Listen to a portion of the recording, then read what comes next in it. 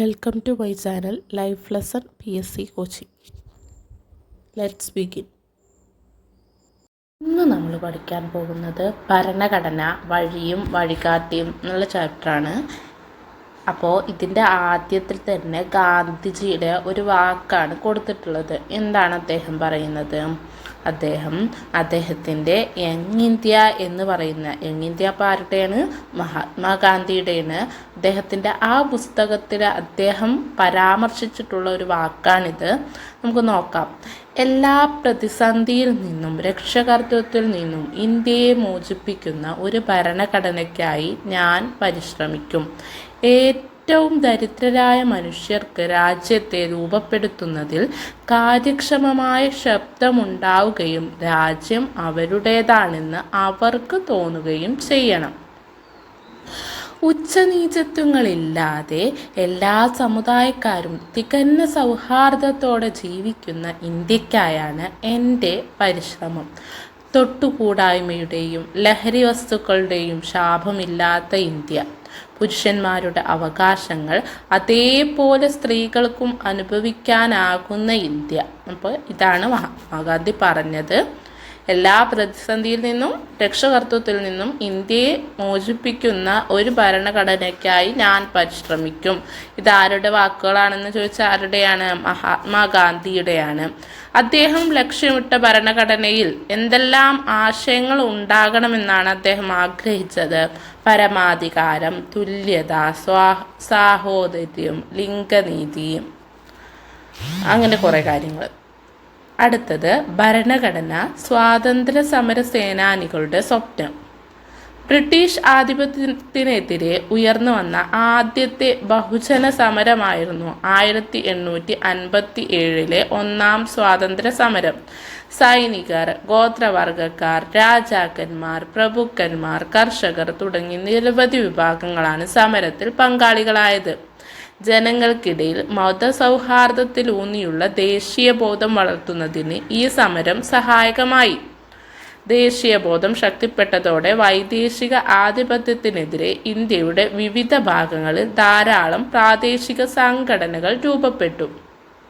Indian association, Madras native association, Pune Sarvajanik സഭ എന്നിവ ചില ഉദാഹരണങ്ങളാണ്. പ്രാദേശിക സ്വഭാവമുള്ള ഇത്തരം സംഘടനകളിൽ നിന്ന് വിഭിന്നമായി ദേശീയ തലത്തിൽ ഒരു സംഘടന ഉയർന്നു വന്നത് 1885 രൂപീകൃതമായ ഇന്ത്യൻ നാഷണൽ കോൺഗ്രസിലൂടെയാണ്. അതോടെ ദേശീയ തലത്തിൽ ബ്രിട്ടീഷ് വിരുദ്ധ പ്രക്ഷോഭങ്ങൾക്ക് ഒരു സംഘടിത മാനം കൈവന്നു. ഇന്ത്യയിലെ വിവിധ ജനവിഭാഗങ്ങളുടെ പ്രശ്നങ്ങൾ അധികാരികളുടെ ശ്രദ്ധയിൽപ്പെടുത്തുക, ജാതിമത പ്രാദേശിക ചിന്തകൾക്കതീതമായി ജനങ്ങൾക്കിടയിൽ ദേശീയബോധം വളർത്തുക തുടങ്ങിയവയായിരുന്നു ഈ പ്രസ്ഥാനത്തിൻ്റെ പ്രധാന ലക്ഷ്യം.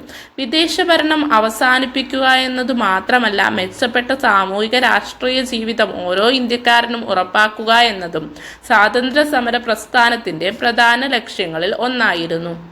സമരത്തിൻ്റെ ഓരോ ഘട്ടത്തിലും മിത തീവ്ര ദേശീയവാദം ഉൾപ്പെടെ നേതൃത്വത്തിന് വ്യത്യസ്ത കാഴ്ചപ്പാടുകൾ ഉണ്ടായിരുന്നെങ്കിലും ചില അടിസ്ഥാന ആശയങ്ങളും മൂല്യങ്ങളും ഉയർത്തിപ്പിടിച്ചുകൊണ്ടായിരുന്നു ദേശീയ പ്രസ്ഥാനം മുന്നോട്ടു പോയിരുന്നത്. ഗാന്ധിജിയുടെ വരവോടു കൂടിയാണ് സ്വാതന്ത്ര്യ പ്രസ്ഥാനത്തിന് ബഹുജന സ്വഭാവം കൈവന്നത്. ഗാന്ധിജിയുടെ സ്വാധീനം സാമൂഹിക നീതിയിൽ അധിഷ്ഠിതമായ ജനാധിപത്യം എന്ന ആവശ്യം ശക്തമാക്കി. ദേശീയ പ്രസ്ഥാനം മുന്നോട്ട് വെച്ച സ്വാതന്ത്ര്യം, സാമൂഹിക നീതിയിൽ അധിഷ്ഠിതമായ സമത്വം, സാഹോദര്യം, മതസൗഹാർദ്ദം എന്നീ ആശയങ്ങളും മൂല്യങ്ങളുമാണ് നമ്മുടെ ഭരണഘടനയുടെ അടിത്തറയാകേണ്ടതെന്ന് നേതാക്കൾ ആഗ്രഹിച്ചു. ഈ കാഴ്ചപ്പാടുകളാണ് നമ്മുടെ ഭരണഘടനാ നിർമ്മാണത്തെ സ്വാധീനിച്ചത്. അപ്പോൾ എന്തൊക്കെയായിരുന്നു അത്? വ്യക്തി സ്വാതന്ത്ര്യത്തിന് പ്രാധാന്യം നൽകണം, പൗരാവകാശങ്ങൾ ഉറപ്പാക്കണം, എല്ലാ മതങ്ങൾക്കും തുല്യ പ്രാധാന്യം നൽകണം, സാമൂഹ്യ നീതി ഉറപ്പുവരുത്തണം, ജനാധിപത്യ ഭരണം ശക്തിപ്പെടുത്തണം.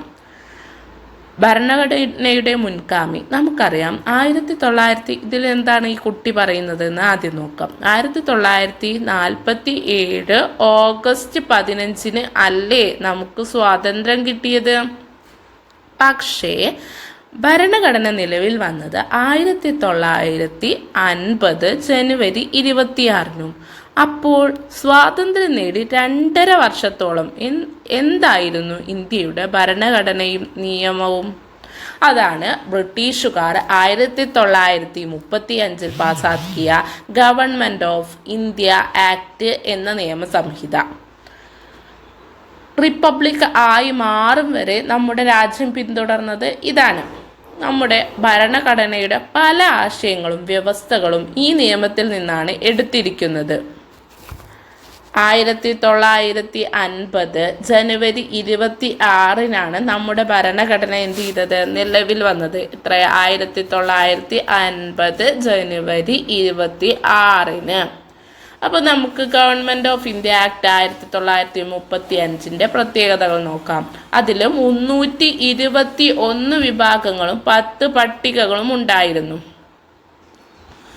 ദുർബല വിഭാഗങ്ങൾ, സ്ത്രീകൾ, തൊഴിലാളികൾ എന്നിവർക്ക് പ്രത്യേക മണ്ഡലങ്ങൾ ഉണ്ടായിരുന്നു. കേന്ദ്രത്തിനും അന്നത്തെ പ്രവിശ്യകൾക്കുമായി അധികാരം വിഭജിച്ചിരുന്നു. കേന്ദ്രത്തിൽ ദ്വിമണ്ഡല സഭയായിരുന്നു. 6 പ്രവിശ്യകളിൽ ദ്വിമണ്ഡല സഭ. അങ്ങനെ ഭരണഘടനാ നിർമ്മാണത്തിലേക്ക് കടന്നു.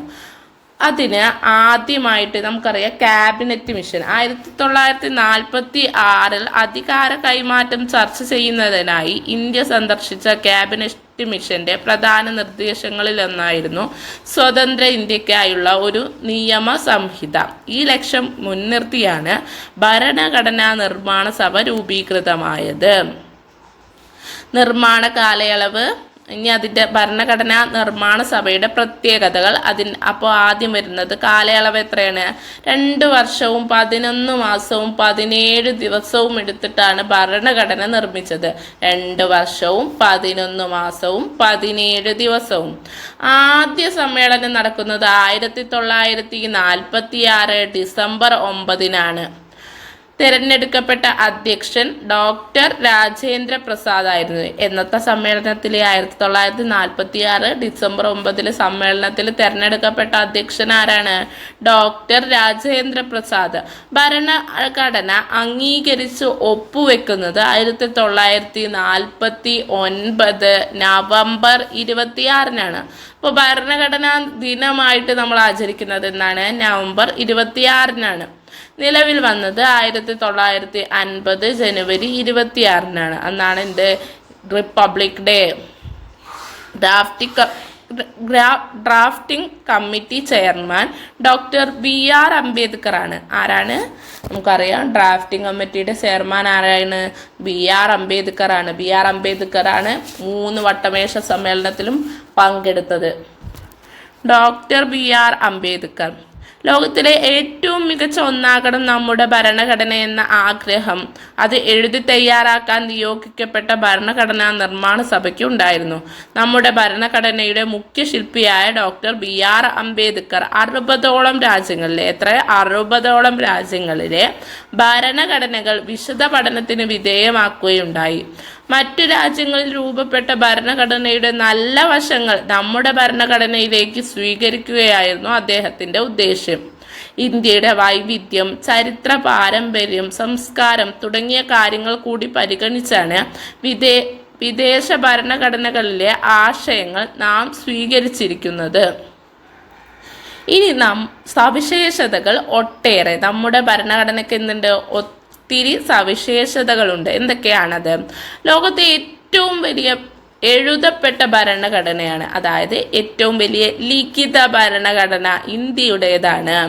1950 ജനുവരി 26 നിലവിൽ വന്ന നമ്മുടെ ഭരണഘടനയിൽ 22 ഭാഗങ്ങളും 395 അനുച്ഛേദങ്ങളും 8 പട്ടികകളും ഉണ്ടായിരുന്നു. എത്രയേ? 22 ഭാഗം, 395 അനുച്ഛേദം, 8 പട്ടിക. 22 ഭാഗം, 395 അനുച്ഛേദം, 8 പട്ടിക. പാർലമെന്ററി ജനാധിപത്യ ഭരണം. രാജ്യത്തെ ഭരണാധികാരികളെ നിയമനിർമ്മാണ സഭകൾ എന്ത് ചെയ്യുന്നു? നിയന്ത്രിക്കുന്നു.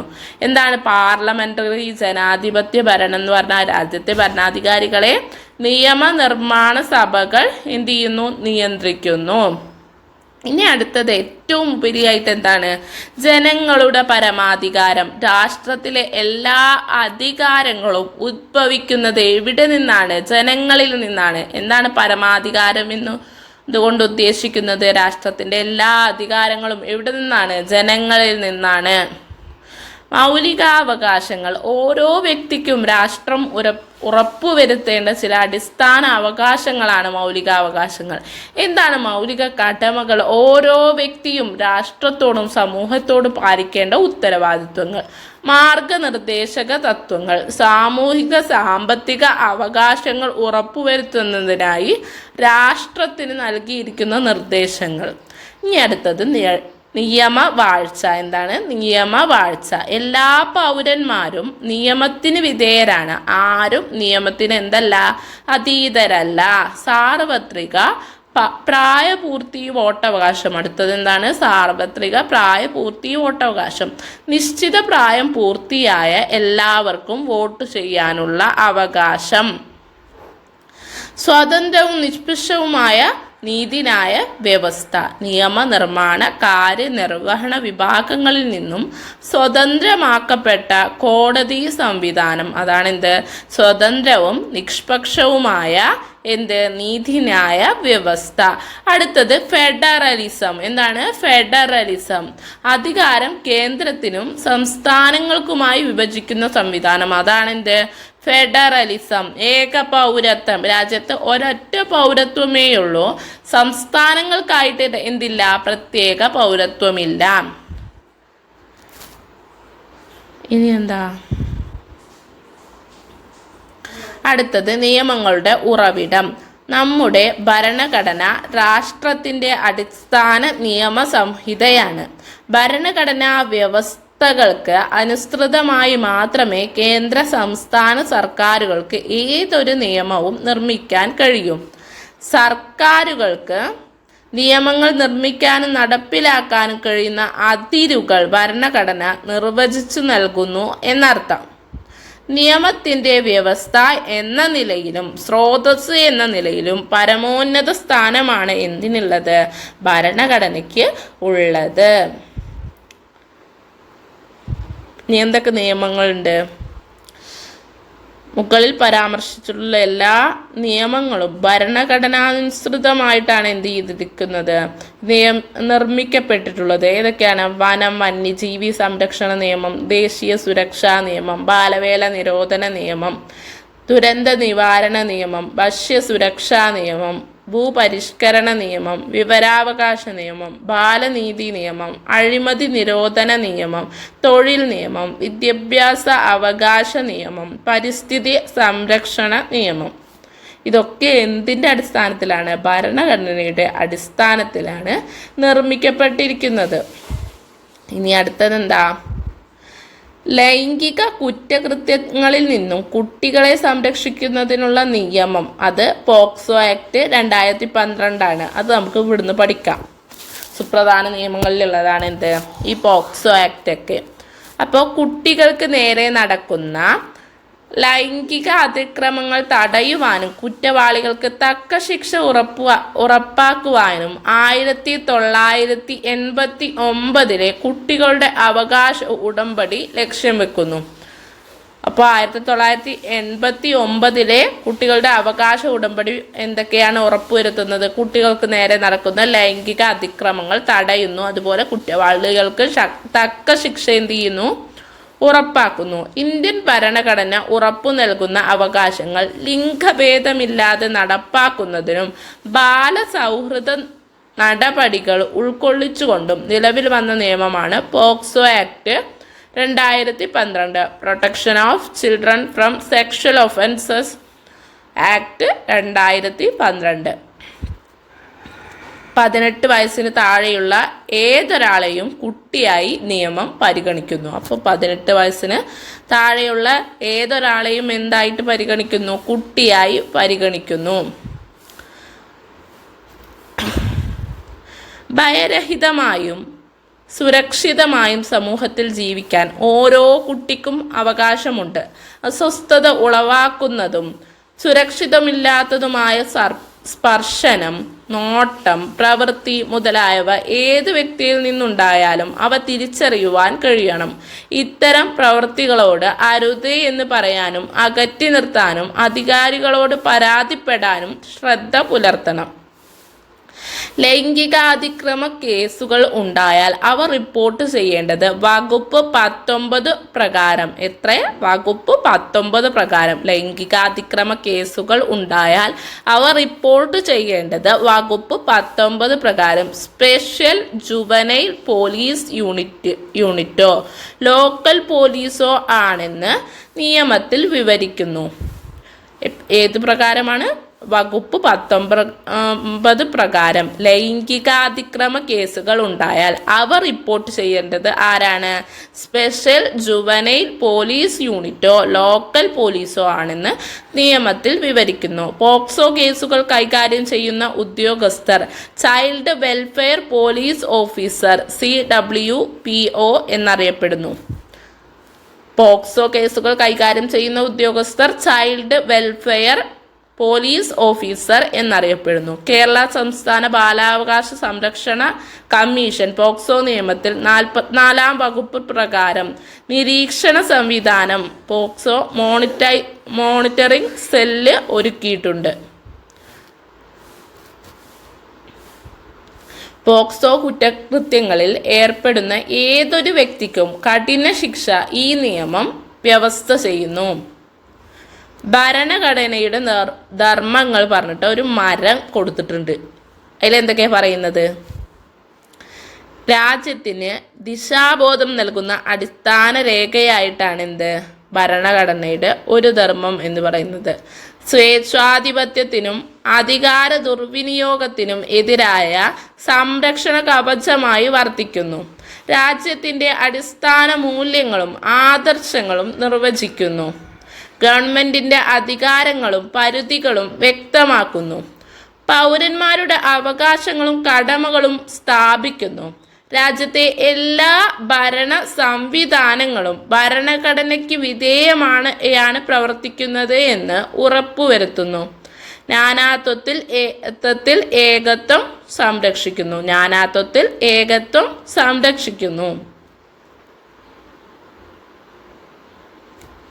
ഇനി അടുത്തത് പ്ലക്കാർഡിൽ എഴുതാം. അത് കുട്ടികൾക്കുള്ള പ്രവർത്തനമാണ്. ഇനി കുറച്ച് കാര്യങ്ങൾ കൊടുത്തിട്ടുണ്ട്. 1950 ജനുവരി ഒരു മാപ്പ് പോലെ കൊടുത്തിട്ടുണ്ട്. എന്താണ്? 1950 ജനുവരി 26 ഇന്ത്യൻ ഭരണഘടന നിലവിൽ വന്നു. 1951 ഭേദഗതി 1 വന്നു. പട്ടികകളുടെ എണ്ണം എത്രയായി? 9 ആയി. അടുത്തത് ഭേദഗതി 42 1976 ഭേദഗതി 42 1976 മതേതരത്വം, സോഷ്യലിസം, അഖണ്ഡത എന്നിവ കൂട്ടിച്ചേർത്തു. 1976 എന്തൊക്കെ കൂട്ടിച്ചേർത്തു? ഭേദഗതി 42 പ്രകാരം മതേതരത്വം കൂട്ടിച്ചേർത്തു. സോഷ്യലിസം, അഖണ്ഡത എന്നിവ എന്ത് ചെയ്തു? കൂട്ടിച്ചേർത്തു. ഭേദഗതി 44 സ്വത്തവകാശം മൗലികാവകാശം അല്ലാതെയായി. അതുവരെ എന്തായിരുന്നു? സ്വത്തവകാശം മൗലികാവകാശമായിരുന്നു. ഭേദഗതി 44 പ്രകാരം 1978 ഭേദഗതി 42 1976 ഭേദഗതി 44 വരുന്നത് 1978 അത് പ്രകാരം എന്തായി? സ്വത്തവകാശം എന്തായി? മൗലികാവകാശം അല്ലാതെയായി. ഇനി ഭേദഗതി 73 74 1992 പഞ്ചായത്തി രാജ് നഗരപാലിക നിയമം നിലവിൽ വന്നു. ഭേദഗതി 73 74 എന്താണ്? 1992 പഞ്ചായത്തി രാജ് നഗരപാലിക നിയമം എന്ത് ചെയ്തു? നിലവിൽ വന്നു. ഇനി ഭേദഗതി 86 2002 വിദ്യാഭ്യാസം മൗലികാവകാശമായി. 2002 എന്ത് ചെയ്യുന്നത്? വിദ്യാഭ്യാസം എന്തായത്? മൗലികാവകാശമായത്. ഭേദഗതി 101 2016 ചരക്കു സേവന നികുതി 2016 ചരക്കു GST വന്നത് എന്നാ 2016 GST വന്നത് എന്നാണ് 2016 അതിൻ്റെ ഭേദഗതി നിയമം 101 ഭേദഗതി ഏതാണ് 101.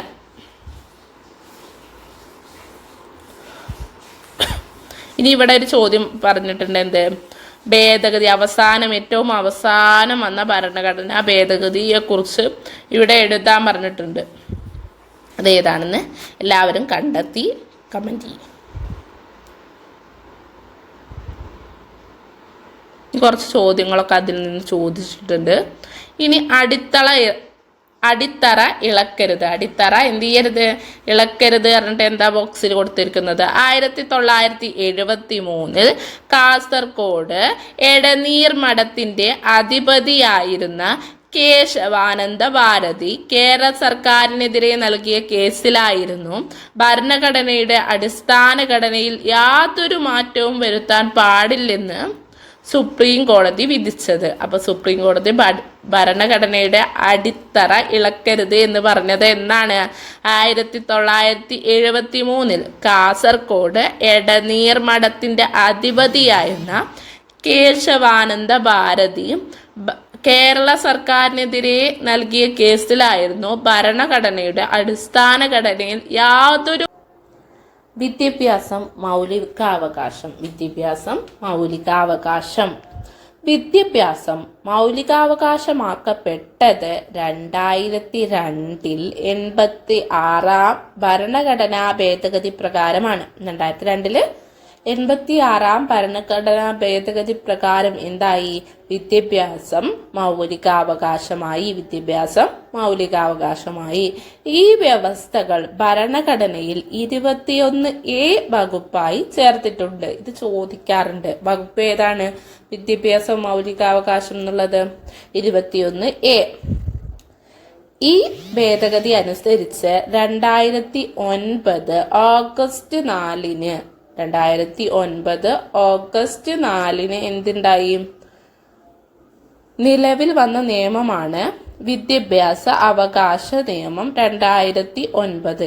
ഈ ഭേദഗതി അനുസരിച്ച് 2009 ഓഗസ്റ്റ് 4 നിലവിൽ വന്ന നിയമമാണ് വിദ്യാഭ്യാസ അവകാശ നിയമം 2009. 6 മുതൽ 14 വയസ്സ് വരെ പ്രായമുള്ള എല്ലാ കുട്ടികൾക്കും സൗജന്യവും നിർബന്ധിതവുമായ വിദ്യാഭ്യാസം ഉറപ്പുവരുത്തുന്നതാണ് പ്രസ്തുത നിയമം. ഏതു മുതൽ ഏതുവരെ? 6 മുതൽ 14 വയസ്സ് വരെ പ്രായമുള്ള എല്ലാ കുട്ടികൾക്കും സൗജന്യവും നിർബന്ധിതവുമായ വിദ്യാഭ്യാസം ഉറപ്പുവരുത്തുന്നതാണ് പ്രസ്തുത നിയമം. ചെറുഭരണഘടന 1976 42 ഭേദഗതി വഴിയാണ് മതേതരത്വം, സോഷ്യലിസം, അഖണ്ഡത എന്നീ വാക്കുകൾ ഭരണഘടനയുടെ ആമുഖത്തിൽ കൂട്ടിച്ചേർത്തത്. ഭരണഘടനയുടെ ആമുഖത്തിൽ കൂട്ടിച്ചേർത്തത്. ഭരണഘടനയിൽ വേറെയും ചില മാറ്റങ്ങൾ ഈ ഭേദഗതിയിലൂടെ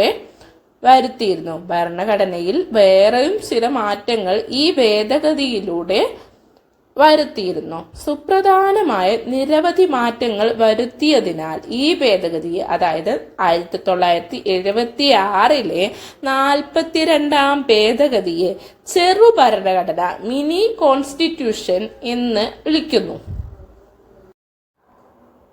അപ്പോൾ ഇത്രയൊക്കെ ഉള്ളൂ ഈ ചാപ്റ്ററിൽ. നിങ്ങൾക്ക് മനസ്സിലായി എന്ന് വിശ്വസിക്കുന്നു.